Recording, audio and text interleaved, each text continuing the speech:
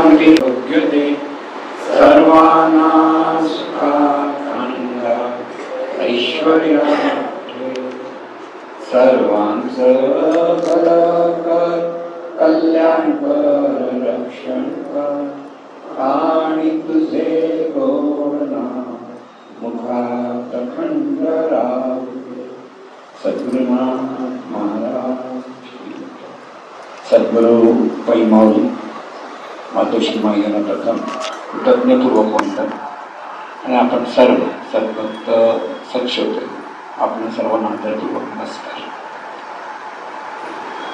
आपण जे चिंतन करीत आलेलो आहोत ते म्हणजे सद्गुरू आणि त्यांचा अनुग्रह. पण अगदी सुरुवातीपासून जेव्हा एखादा नवीन साधक म्हणा सद्गुरूंजवळ येतो आणि सद्गुरू त्याला अनुग्रह देतात, हा जो अनुग्रह आपण घेत असतो सगळे आपण अशा पद्धतीने अनुग्रह घेतलेला आहे प्रत्येकाने. आणि हे अनुग्रह घेत असताना ते जे जे सांगत असतात त्याचा आपल्याला तितकासा बोध होत नाही त्यावेळेला, कारण आपली सगळी बुद्धी स्थूल असते आणि त्यामुळे त्यांना काय म्हणायचं आहे की त्यांना काय सांगायचं तर पाहिजे तसं त्यावेळेला लक्षात येत नाही. आणि त्यामुळे आपण ते घेतो पण नेमकं काय ते म्हणतात ते कळत न कळल्यामुळे आता आपण त्याचा बोध इतक्या वर्षात पुन्हा समजून घेण्याचा प्रयत्न करतो. त्यांनी अनुग्रह आपला दिला म्हणजे नेमकं काय केलं तर तिथे सद्गुरू आणि आपला जो संबंध जोडला गेला अनुग्रहातून, आणि ते जोडत असताना त्यांनी आपल्याला नाम दिलं. विठ्ठल नाम विठ्ठल विठ्ठल म्हणायला सांगितलं, नामस्मरण करायला सांगितलं. त्याचबरोबर हरिपाठ नेहमी त्याचं पठण करावं असे सांगितलं. आता हे का सांगितलं हे त्यावेळेला आपल्या लक्षात येत नाही, पण नेहमी सद्गुरूंनी सांगितल्यावर बरेच लोक हरिपाठ करतात, उपासना करतात. पण हरिपाठामध्ये आपण आपल्या स्वरूपाची ओळख कशी धरायची असते ते सांगितलेलं आहे. सर्वसाधारणपणे आपण स्थूल अंगात ते शब्द पाहतो, पण ज्ञानेश्वर माऊली हे सगळं जे खोल जो आपल्याला गुह्य समजायला पाहिजे ते गुह्य त्यांनी त्या हरिपाठामध्ये सांगितलेलं आहे, पण ते आपल्या लक्षात येत नाही. म्हणून त्यांचं सगळं जोर जो आहे ज्ञानेश्वर माऊलींचा तो आपल्या स्वरूपाचं स्मरण नामस्मरणातून कसं घ्यायचं, हा नामस्मरणाचा मार्ग कसा अनुसरायचा, म्हणजे सद्गुरूंनी आपल्याला विठ्ठल नाम दिलेलं आहे त्या विठ्ठल नाम आपण कसं घेतलं पाहिजे, कसं त्याचं चिंतन असलं पाहिजे, ह्या अंगाने हे सगळं मार्गदर्शन आहे. म्हणून हे सगळं मार्गदर्शन आपण आतापर्यंत ऐकत आलेलो आहोत. आणि त्याचा मुख्य मुद्दा हाच आहे की जे अनंत स्वरूप आहे, जे त्याला आपण निर्गुण निराकार म्हणतो किंवा सगुण निराकार म्हणतो, हे जे अनंत स्वरूप आहे हे एकच स्वरूप आहे. आणि ह्या एकच स्वरूपातून हे सर्व विश्व निर्माण झाले. हे एकच स्वरूपातून आपण सगळे निर्माण झालो. दिसायला पाहायला गेलं तर आपण सगळे वेगळे वेगळे आहोत, देहाने संस्काराने विचाराने विविधता आहे, पण तरी सुद्धा आपण एकाच स्वरूपाची रूप आहोत. जशी एका झाडाची अनेक पानं असतात, पान लहान असेल मोठं असेल वेगळा थोडासा आकाराचा असेल तर तिथे विविधता जरी असली तरी ती एकाच झाडाची सगळी पानं असतात. तसं आपण जरी दिसायला वेगळे वेगळे दिसलो किंवा संस्काराने आपले विचार वेगळे वेगळे व्हायला लागले तरी आपण एकाच स्वरूपाची रूप आहोत. आणि हे स्मरण आपल्याला सतत व्हायला हवं. सर्वात महत्त्वाचं काय ते लक्षात घ्या, देवाचं स्मरण किंवा स्वरूपाचं स्मरण याचा अर्थ एकच स्वरूप आहे आणि आपण सगळी त्या स्वरूपाची अंग आहोत. जसे एका देहाचे अनेक अवयव आहेत, हात पाय नाक कान डोळे, ही सगळी वेगळी वेगळी दिसतात आणि सगळे मिळून जसा एक देह आहे तसं हे सगळं विश्व मिळून विश्वातली सगळी रूपं मिळून एकच स्वरूप आहे. म्हणजे किती आपल्याला आपण हे लक्षात घ्यायचं असतं की आपण दुजेपणाने एकमेकाबद्दल दुरावा ठेवत असतो, दुजेपण करत असतो, त्याच्यातून काम, क्रोध, लोभ, मोह, मद, मत्सर हे विकार आपल्याला निर्माण होत असतात. त्याला सगळं कारण म्हणजे आपलं अज्ञान. आपण नेमके कोण आहोत हे आपल्याला कळत नाही आणि त्याच्यातून आपल्यावर झालेले नंतर झालेले संस्कार आहेत, त्या संस्कारातून आपण एकमेकाबद्दल तुझे पण जास्तीत जास्त आपल्या ठिकाणी मांडत गेलो की तिथे मी वेगळा, तो वेगळा, तो वेगळा, तो वेगळा, हे जे वेगळेपण आहे आणि त्या वेगळेपणातून आपलं सगळं जीवन चाललेलं आहे. आणि इथेच दुःख आहे, इथेच भांडण तंटे आहे, इथेच लढाई आहे, इथेच मारामारी आहे. सगळं जे आपण पाहतो ते ह्या तुझेपणामुळे आपल्याला आपलं स्वरूप ओळखता येत नाही आणि म्हणून स्वरूपाचं स्मरण करायचं आहे. देवाचं स्मरण म्हणजे आपण ज्या स्वरूपातून निर्माण झालो सगळे, त्या स्वरूपाचं आपल्याला स्मरण अखंड व्हायला पाहिजे. आणि त्या स्वरूपाला नाम दिलं, त्या नाम देवाचं नाव दिलं. कोणी राम म्हटलं, कोणी विठ्ठल म्हटलं, कोणी श्रीकृष्ण म्हटलं, अशी अनेक ज्या वेळेला ही नावं दिली गेलेली आहेत आणि ह्या सगळ्या नावाच्या द्वारे एकाच स्वरूपाचं स्मरण करायचं आहे. नाम अनेक पण स्वरूप एक, हे नेहमी लक्षात ठेवा. नामरूप असं जेव्हा म्हटलं त्यावेळेला सगळ्या रूपांना नावं दिली जातात पण स्वरूपाला खरं नावच नाही. पण ते आपल्याला आपली ती ओळख घट्ट करण्यासाठी ते नाम घ्यायचंय.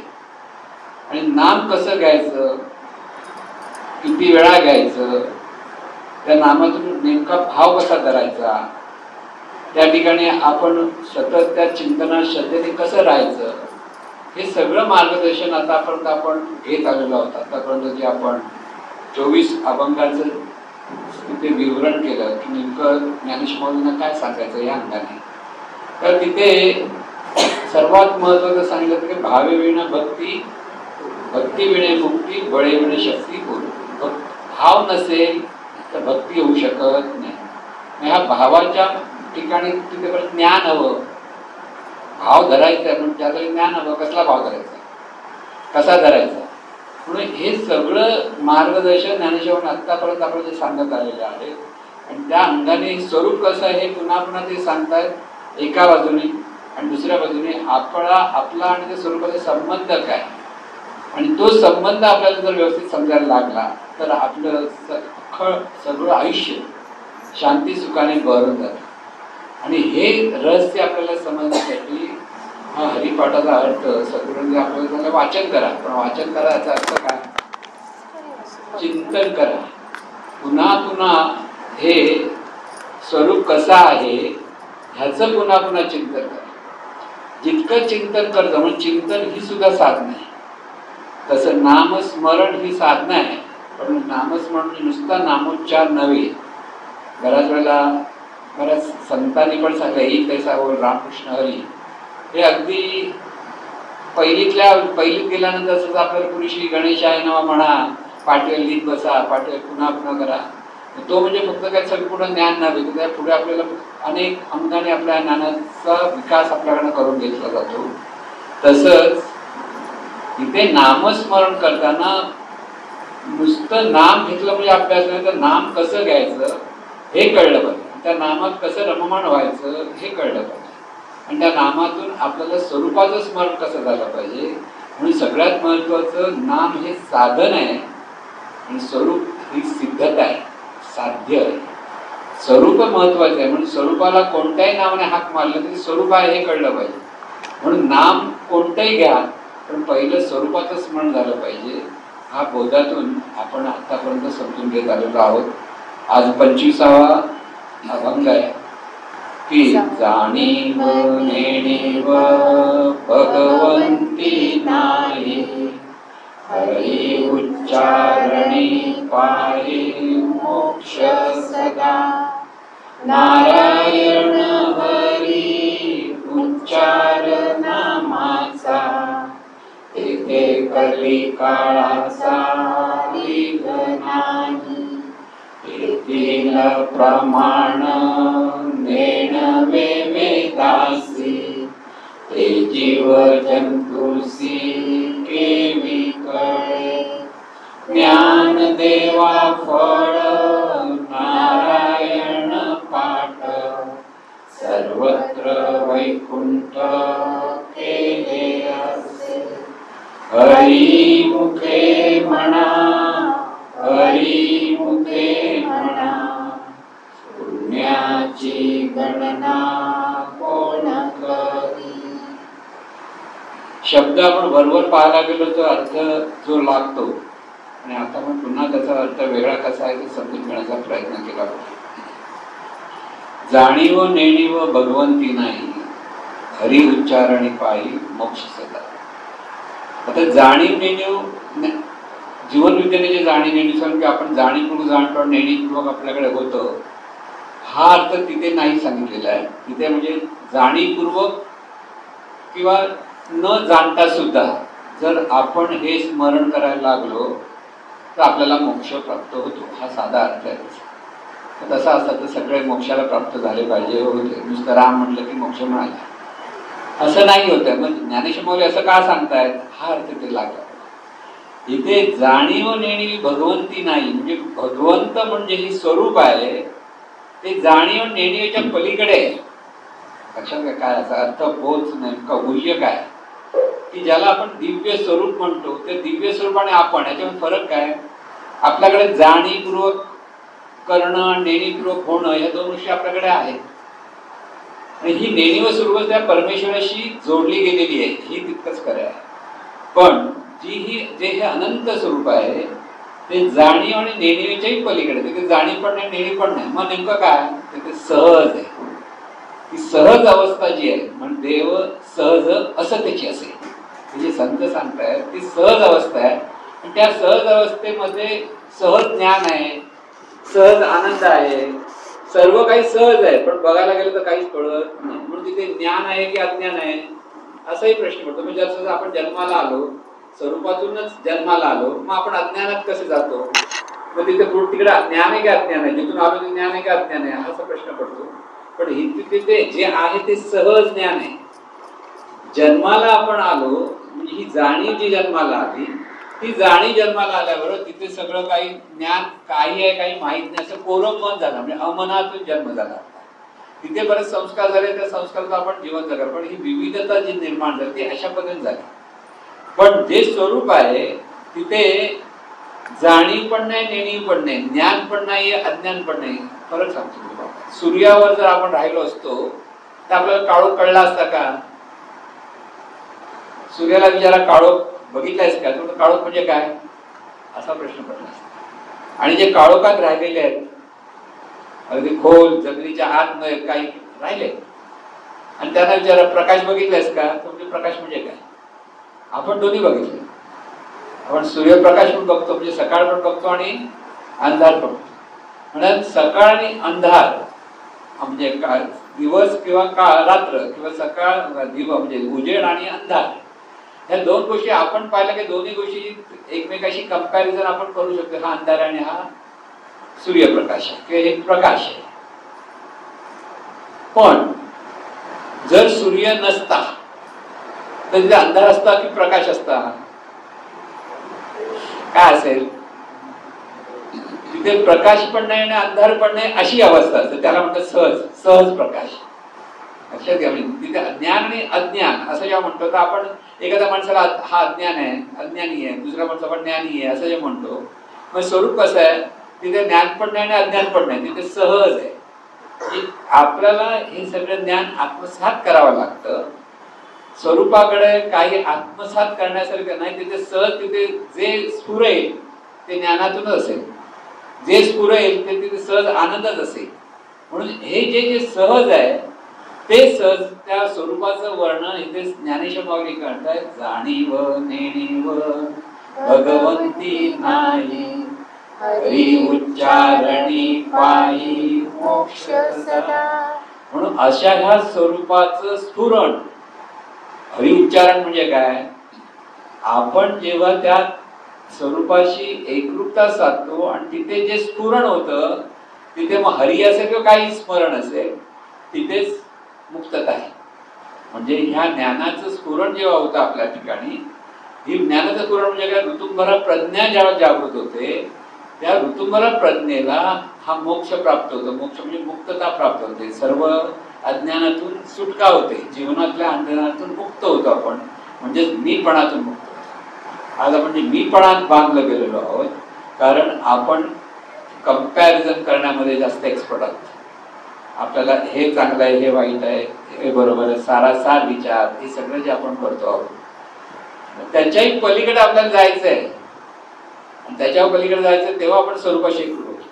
आणि हे जेव्हा स्वरूपाशी एकरूप होतो तेव्हा तिथे आहेचं जे स्फुरण झालं आणि हायेच्या स्फुरणाचं जे ज्ञान तिथे प्रगट होतं, त्या ती मुक्तता असते साधकासाठी. म्हणून जाणीव नेणीव भगवंती नाही, हरी उच्चारणी पायी मोक्ष सदा. नारायण हरी उच्चार नामाचा, येथे कली काळाचा तिथे उच्चार म्हणजे स्फुरण. साधकाच्या ठिकाणी ते आहे तेच स्फुरण होतं, हे ज्ञान प्रगट होतं की ही ईश्वरी शक्ती अशी आहे.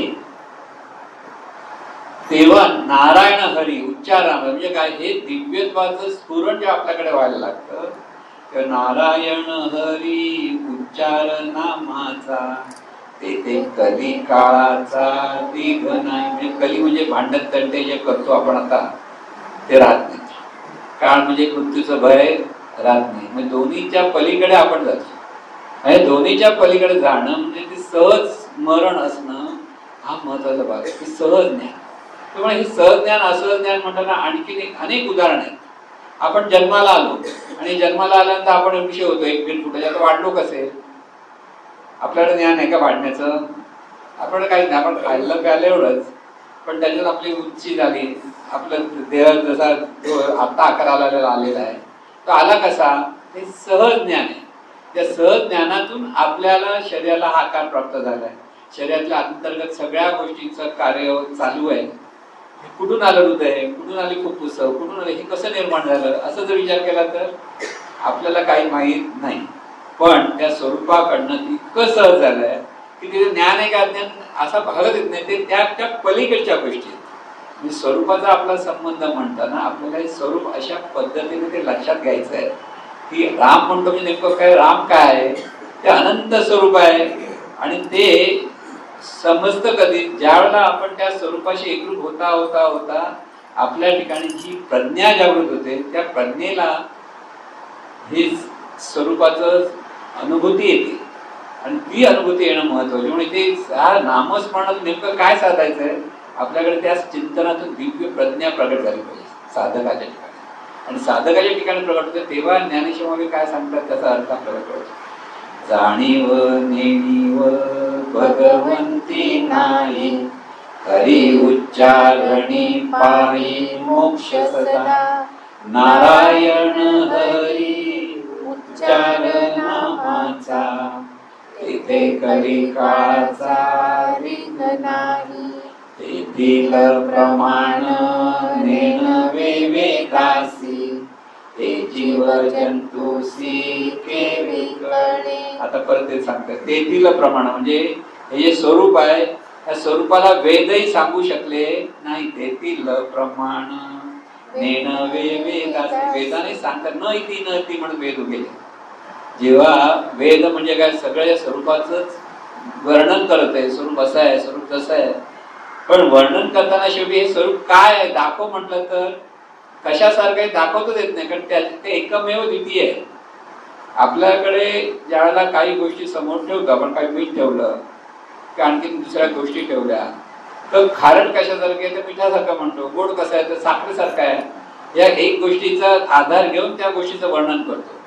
पण स्वरूपाचं वर्णन करायला गेलं तर कशासारखं आहे, त्यावेळेला वेद ह्या न इथे म्हणजे ह्यासारखं नाही, त्यामुळे आकाशासारखं नाही आकाशासारखं नाही, हवेसारखं तर हवेसारखं नाही, पाण्यासारखं का पाण्यासारखं नाही, त्याच्याही पलीकडे, ह्या जगाच्या पलीकडे. पलीकडे म्हणजे ह्या जगातलं कोणतीच गोष्ट त्याचं वर्णन करू शकत नाही, त्याचं त्या पद्धतीने त्याला सांगता येत नाही. कारण ते सर्वांगाने स्वरूप जसं आहे तसं सांगता येत नाही.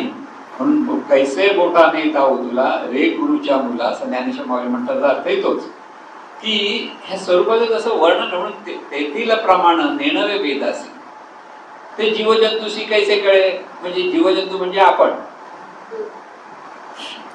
जीवजंतू म्हणजे जीवपणामध्ये अडकलेले ते आपण जीवजंतू आहोत, त्या जीवजंतूंना काय करणार? म्हणून यातून पलीकडे जायचंय आपल्याला, तिथेच राहायचं नाही. म्हणून तेथील प्रमाण निर्वे वेदासी, ते जीवजंतूसी केली कळे. ज्ञानदेव फळ नारायण नाथ, सर्वत्र वैकुंठ केले असे. ज्ञानदेवाला काय फळ मिळालं? लक्षात घ्या, ते काय सांगताय? ह्या नामाचं जे सामर्थ्य आहे, स्वरूपाच्या स्मरणाचं जे सामर्थ्य आहे, त्या स्वरूपानुसंधानासाठी जे त्यांनी केलेले जे प्रयत्न आहे त्याचं सामर्थ्य सांगतायत. ज्ञानदेवा फळ नारायण पाठ. नारायण पाठ म्हणजे दिव्य स्वरूपाचा बोध, हरिपाठ म्हणजे दिव्य स्वरूपाचा बोध, असं आपण जे सांगतो ते सांगतायत. ज्ञानदेवा फळ नारायण पाठ, सर्वत्र वैकुंठ केले, की सर्वत्र हे स्वरूपच स्वरूप आहे, ही दृष्टी त्यांना प्राप्त झाली. ही दृष्टी आता आपल्याला सगळं काय दिसतं? अमका दिसतो, तमका दिसतो, तो आवडतो, तो आवडत नाही, सगळ्या गप्पा टप्पा आपल्या त्याच असतात ना. सगळ्या दिवसभर बघा ना, हा तो भेटला होता, पुष्कळ हुशार काय मारत होता, बरं असं अशा कधी काहीतरी विचार असतात आपल्याला. पण इथे नारायण आपला ज्ञानेश माऊलींना काय, सर्वत्र वैकुंठ केले, की सर्वत्र ही दिव्यत्वाचीच अनुभूती त्याने यायला लागली, की प्रत्येक रूप म्हणजे त्या दिव्य स्वरूप त्या त्या रूपाने प्रगट आहे, ही अनुभूती यावी लागते, ती दृष्टी तशी यावी लागते. दृष्टीसाठी ह्या नामस्मरणाच्या अभ्यासातून ही प्रज्ञा जागृत होते. दृष्टी काय दृष्टी बिघडते नव्हे, जे दिसतं ते दिसत नाही, जे दिसत नाही ते दिसतं असं म्हणतो ना आपण. स्वरूप स्मरणातून जे दिसतं ते दिसत नाही, आणि जे दिसत नाही ते दिसतं. म्हणजे काय होईल? काहीतरी वाईट लागलंय ना असं म्हणणं. स्वरूप दिसत नाही, पण रूपाला पाहिलं की ते स्वरूपच आहे हे कळायला लागलं की सगळीकडे स्वरूपच आहे, स्वरूपच आहे हा भाग येतो. म्हणून तो भाग ते सांगतात की ज्ञानदेवा फळ नारायण पाठ, सर्वत्र वैकुंठ केले असे. हरी मुखे म्हणा, हरी मुखे म्हणा, पुण्याची गणना कोण करे. हरी मुखे म्हणा, तिथे आपलं सगळे मन जे आहे ते अंतर्मुख झालं पाहिजे. हरी मुखे म्हणा, खेचून घ्या. बाह्यांगाने जी आपली नजर आहे, बाह्यांगाने या मनाचा जे प्रवास चाललेला आहे, तो हरी म्हटल्याबरोबर तर हरीच्या ठिकाणी सगळं मन आलं पाहिजे, एकवटलं पाहिजे. म्हणून हरी मुखे म्हणा, हरी मुखे म्हणा, पुण्याची गणना कोण करी. एक तत्व नाम दृढ धरी मना, हरीसी करुणा एक तुझी.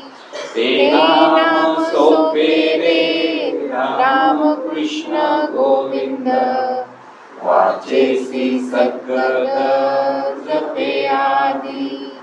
नामा परते तत्व नाही रे अन्यथा, वायाळी कपंता साशी जनी. ज्ञानदेवा मौन जपमाळ अंतरी, धरोनी श्री हरी जपे सदा. हरी मुखे म्हणा, हरी मुखे म्हणा, पुण्याची गणना कोण करी. म्हणून हे स्वरूप स्मरण समजण्यासाठी मार्ग कोणता सांगला? एक तत्व नाम दृढ धरी म्हणा. स्वतःच्या मनाला सांगत राहील आहे ते एकच स्वरूपच आहे, हे एकच स्वरूप आहे, हे स्वतःच्या ठिकाणी सतत पक्क करत राहायचं निश्चय. आता आपलं स्वरूप दिसत नाही, स्वरूप कळत नाही, मान्य आहे, पण इथे संतांवर सद्गुरूवर जी श्रद्धा आहे आपली, त्यांनी जे सांगितलेलं आहे, त्यांनी जे अनुभवलं आहे, त्यासाठी त्यांच्यावर आपल्याला पूर्ण श्रद्धा ठेवावी लागते. म्हणून एक तत्व नाम दृढ धरी म्हणा, हे एक तत्व स्वरूप आहे ना, त्यालाच नाम दिलंय. म्हणून आंबा म्हटलं की आंब्याचं फळच, आंबा शब्द वेगळा आहे आणि फळ वेगळं आहे बघायला गेलं. पण आपल्याला जेव्हा फळाचं स्मरण करायचं असं तेव्हा आपण आंबा म्हटलं की आपला आंबा डोळ्यासमोर येतो, आंब्याची गोडी आपल्याला कळते. आता आंबा म्हटलं की लगेच सगळ्यांना गावी जायचे वेळ लागतात. आता आला चला आंबे खायला, गावी जातात तर म्हणत नाही, आंबे खायला जातात. म्हणजे हा जो वेद आहे तो वेद आंबा म्हटलं की जसं ते तसं एकतत्व नाम दृढ धरी म्हणा. तू नाम घेशील तर नाम म्हणजे शब्द नाही, शब्दोच्चार नाही, तर ते स्वरूपच आहे. हा जो निश्चय झाला पाहिजे. म्हणून एकतत्व नाम दृढ धरी म्हणा, हरिसी करुणा येईल तुझी. आता हरिसी करुणा येईल म्हणजे कुठे येणार, कोणाला येणार, तर तुझ्याच अंतःकरणात करुणा प्रगट होईल. परिवर्तन कसं होतं, अगदी अंतःकरणापासून जेव्हा आपण त्या स्वरूपाचं किंवा त्या अनंत स्वरूपाचं स्मरण करतो किंवा सद्गुरु स्वरूपाचं स्मरण करतो, तिथे दोन गोष्टी लक्षात ठेवायच्या. अनंत स्वरूप कळत नाही ना, मग सद्गुरूंना शरणतात. कारण हे ज्ञान कोण देतं आपल्याला, सद्गुरू देतात. आणि सगळं आपल्याला हवं नको ते मार्गदर्शन कोण करणार, सद्गुरू करणार. म्हणून सद्गुरूच ते अनंत स्वरूपाचं मुख आहे. आपण म्हणतो अनंत स्वरूपच सद्गुरू रूपाने प्रगट आहे. म्हणून शरण जायचं तर सद्गुरूंना जावं लागतं. पण आणि सद्गुरूंना जातो म्हणजेच आपण अनंत स्वरूपाला शरण जातो. आता ह्या अंगाने जर पाहायला लागेल तर परत आणखी मोठा मुद्दा देतो, बोध देतो तुम्हाला. जे अनेक संत आहेत, अनेक संत आपण अगदी ज्ञानेश्वर माऊली म्हटलंय, तुकाराम महाराज म्हटलंय, रामदास स्वामी म्हटलंय, एकनाथ महाराज म्हटलंय, अनेक संत आहेत. आता हे अनेक संत दिसायला अनेक पण असायला एक, हा बोध आहे त्याचा. आता बघा, आपले सद्गुरू म्हणजे आपल्याला मोठे वाटणं चांगली गोष्ट आहे, सद्गुरूंप्रती शरण घ्यावी. पण दुसऱ्या पद्धतीला कोणी सद्गुरू सांगितलं आपला विचार कशात आहे, आपले सद्गुरू श्रेष्ठ. एकाच स्वरूपाची एकच स्वरूप त्या त्या रूपाने प्रगट आहे म्हणून सर्वांचा सन्मान, हे महत्त्वाचं मुद्दा. आपण दुसऱ्याचं कोणा पंथात ते बरोबर सांगतात की नाही सांगत, आपण ऐकायला पण जात नाही, पण अगोदर टीका करायला तयार होतो. तिथे तो बोधच असता कामा नये. जिथे सद्गुरु तत्व आलं आपल्याला कळो न कळो, तिथे अनंत स्वरूपच तिथे प्रगट आहे. म्हणून कोणत्याही सद्गुरूंना नमस्कार जेव्हा करतो आपण तेव्हा त्या अनंत स्वरूपाला नमस्कार असतो. म्हणून आपल्याला आपल्या सद्गुरूंबद्दल जो आदर आहे, प्रेम आहे, ते असायलाच हवं. पण त्याचबरोबर दुसऱ्या कोणाच्या सद्गुरूंबद्दल आपल्या मनामध्ये दुजे पण असता कामा नये. लक्षात घ्या, संत जे जे होऊन गेलेले आहेत त्या संत म्हणजे ते स्वरूपच त्या त्या रूपात त्या त्या काळामध्ये प्रगट होऊन गेलेलं आहे. म्हणून तुकाराम महाराजांचे शिष्य असतील किंवा जे ज्ञानेश्वर माऊलीचे शिष्य असतील किंवा एकनाथ महाराजांचे शिष्य असतील, मग आम्ही आमचे सद्गुरू मोठे म्हणत बसलं तर काय वेळेपणा ठरत. तिघही एकाच ज्ञानाने प्रगट झालेले आहेत, एकाच ज्ञानातून त्याचं सगळं कार्य चाललंय. पिंड वेगळा असेल, देह वेगळे असतील, सांगण्याची पद्धत वेगळी असेल, भाषा वेगळी असेल, पण तरी पण एकाच स्वरूपाचे ते रूप आहे, हे लक्षात ठेवायचं. म्हणून इथे जसं एकतत्व नाम, जसं नाम एकच म्हणजे किती नाम घ्या स्वरूपच स्मरण झालं पाहिजे, तसं सद्गुरू म्हटले की आपल्या समोर अनेक संत येतील. म्हणून आपल्याकडे खरं सद्गुरूने हे आपल्याला शिकवलेलं आहे का. शेवटी आपण काय म्हणतो, कुंडली कवरदे हरी विठ्ठल, श्री ज्ञानदेव तुकाराम, मग काय म्हणतो, सर्व संतन की जय म्हणतो.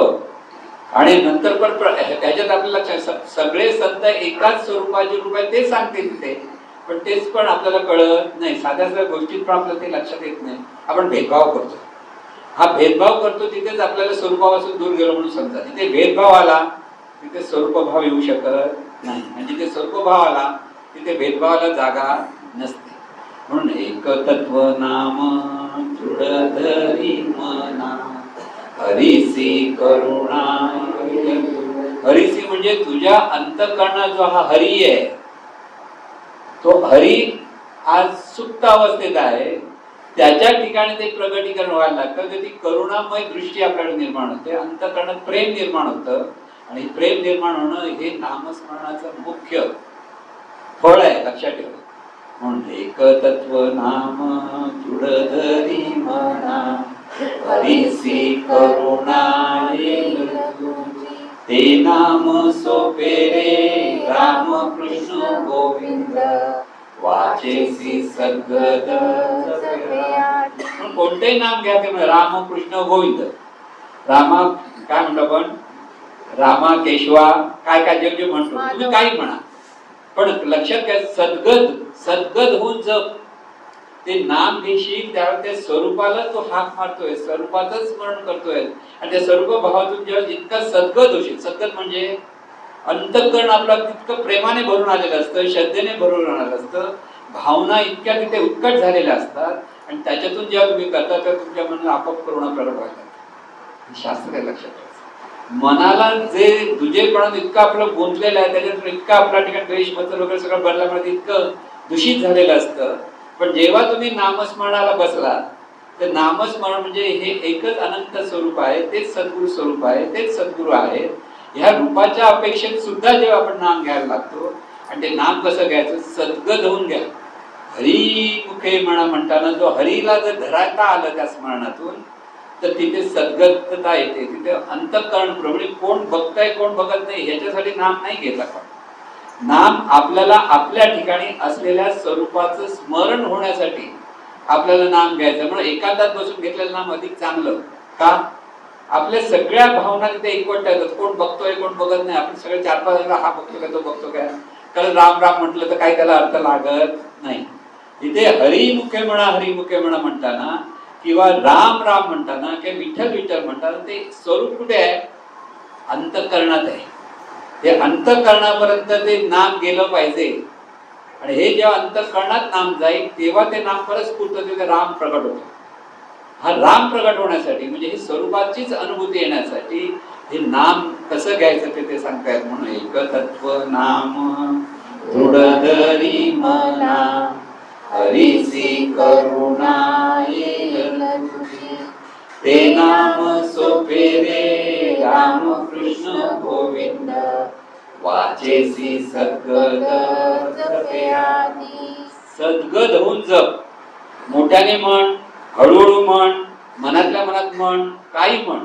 कधी अगदी मोठ्याने अगदी आतड तुटेपर्यंत मोठ्याने ओरडून म्हण. नंतर थोडं बघा किती शांतता निर्माण झालेली असते अख्ख्या शरीरामध्ये. की ही सगळ्या भावना जेव्हा आपण ह्या स्मरणातून प्रकट करायला लागतो की देवा तूच आहेस, तुझ्याशी दुसरं काय, एवढं जर विचार करून देवा म्हणून हाक मारा, तिथे मनाला शांतता मिळते. म्हणजे करुणा कशी प्रकट होते आपल्याकडे ती लक्षात येते. आणि तेच आपण विसरलेलो आहोत. आपण बाह्यांगाने किंवा प्रतिष्ठेच्या अंगाने बऱ्याच गोष्टी करण्याच्या प्रयत्नामध्ये स्वरूपाकडे आपली ओळखच राहिली नाही आणि स्वरूपाची ओळख नसल्यामुळे आपण फक्त वरवर निराळ्या संस्कारातून एकमेकाबद्दल दुजेपणा धारण करतो आणि तिथेच आपलं सगळं चुकावतं. म्हणून संत कोण, ज्याला सगळे सारखेच वाटतात तो संत असतो, त्याला सगळे आपलेच वाटतात तो संत असतो. त्याच्याकडे तो माझा आणि तो माझा नाही असं म्हटलं तर तो संत नाही. म्हणून स्मरण असं झालं पाहिजे, एकच स्वरूप आहे विविध रूपाने प्रगट आहे. म्हणून ते काय पुढे म्हणतात बघा, नामासी नामापुरते तत्व नाही रे अन्यथा, वायाणिक पंथा जाशी जणी. म्हणून आता परत ते सावध करतात. अनेक मार्ग आहेत, गेल्या वेळेला पण आपण सांगितलं होतं, अनेक मार्ग आहेत. योगाभ्यासाचा मार्ग आहे, यज्ञ यागाचा मार्ग आहे, पातंजलींनी सांगितलेल्या समाधीच्या पायऱ्या आहेत सांगितलेल्या आहेत, पंचाग्नी साधनं सांगितली, खूप आहे. ते फार कठीण आहे आणि जे कठीण आहे तिथे माणसं उभी वाटतात, कठीण म्हणजे आपण केलं पाहिजे असं वाटतं लोकांना. पण ते कठीण करायला ते आणखी गुंता निर्माण होईल. कारण हे स्वरूप स्मरण इतकं सोपं नाहीये. ते कळायला पाहिजे, तो गाभा आयुषा आहे, थोडा आहे, पण ते थोडं कळायलाच आयुष्य फुकट जातं. की आयुष्य आपण त्याच्या मागे प्रयत्न करावे लागतात. म्हणून संतांचं मार्गदर्शन सतत घ्यावं लागतं. आपण आपल्या मनाने करायला गेलो तर ते होणार नाही. तितकी बुद्धी आपल्याकडे, तेवढं पुण्य आपल्याकडे असलं पाहिजे. ते नसेल तर ते होणं शक्य होत नाही. म्हणून इथे हे जे मार्ग आहे त्या अनेक मार्गामध्ये ते आवर्जून सांगतात की तू हे नाम स्मरण कर, नामातून दिव्यत्वाचं स्मरण कर. नुसतं नाम सोपं जरी वाटलं तरी ते जितकं तू सद्गतेने म्हणत जाशील, त्या सगळ्या भावभक्तीने म्हणत जाशील, जितक्या श्रद्धेने म्हणत जाशील, जितक्या प्रेमाने म्हणत जाशील, तिथे तुला ते नामस्मरणाचा अनुभव यायला लागतो. नाहीतर तोपर्यंत नुसतं वरवर बोलून तो नाम होत नाही. अंतःकरण पिळवटून नाम घ्यावं लागतं आणि ते नाम पिळवटून घ्यायला लागू, अंतःकरणाला पिळ येतो, तेव्हा तिथे करुणा प्रगट होते, तिथे प्रेम प्रगट होतं आणि तिथे माझं तुझं सगळं निघून जातं. कारण आपलं सगळं अडकलेलं ते माझं आणि तुझ्यामध्ये गुंतलेलं होतं आणि त्याच्यातून आपल्याला मुक्त व्हायचं आहे. म्हणून हा जो बोध आहे की लक्षात ठेवायचा की एक तत्व नाम दृढ धरी म्हणून पुन्हा पुन्हा सांगतो ते का लक्षात घ्या कसं नाम घ्यायचंय. एक तत्व नाम दृढ धरी मना हरीसी करुणा. नाम घेतल्यानंतर आपल्या अंतकरणात करुणा प्रगट होती तर नामस्मरण बरोबर ओळख आहे.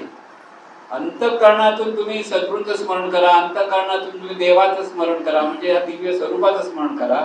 आणि अंतकरणातून करताना आपली सगळी गात्र भरभरून भर म्हणजे गैवर येतो, अश्रू येतात, शरीरामध्ये स्पंदन निर्माण होतात. हे अनेक आपल्याकडे हे अनुभव येतात ते अंतकरणापासून जेव्हा करतो तेव्हा. आणि ते अंतकरणापासून केलं पाहिजे. ते काय आहे काय नाही ते स्वरूपच आहे किंवा सद्गुरूचं सगळं अस्तित्व आहे या भावामध्ये जेव्हा आपण नाम विसरतो तेव्हा ती करुणा प्रगट होते.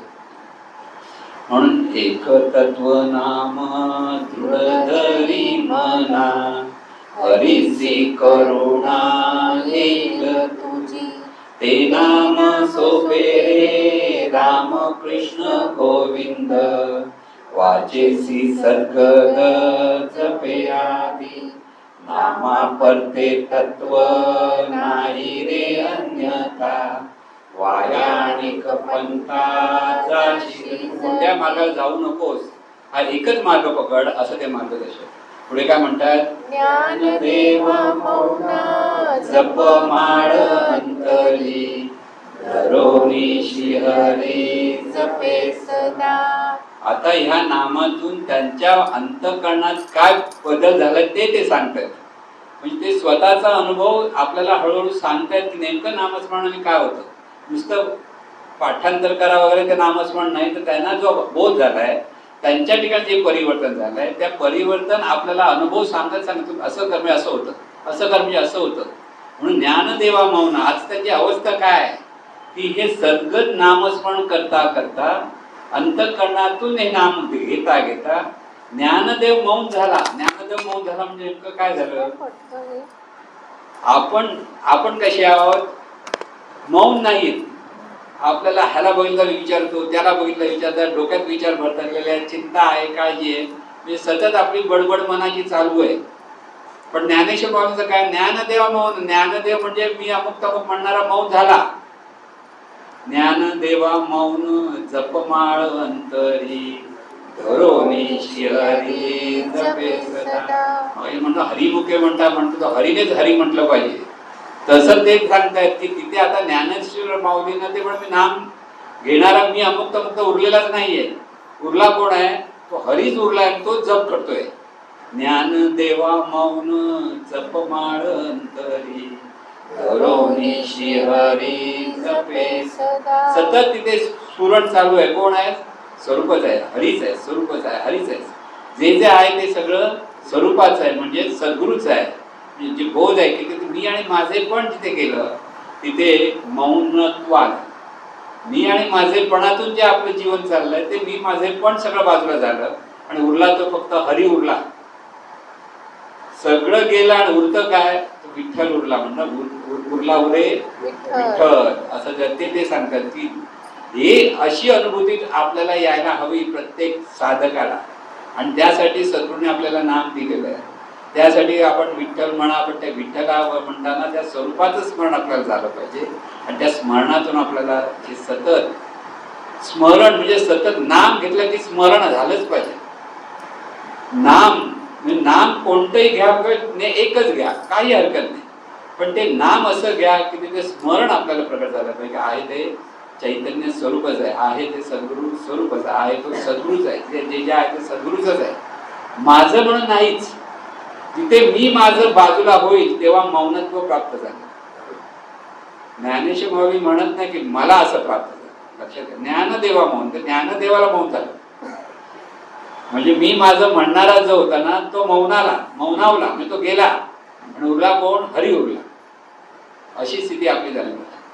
आणि अशी स्थिती होण्यासाठी हे नामस्मरणाचा अभ्यास आपल्याला केला पाहिजे.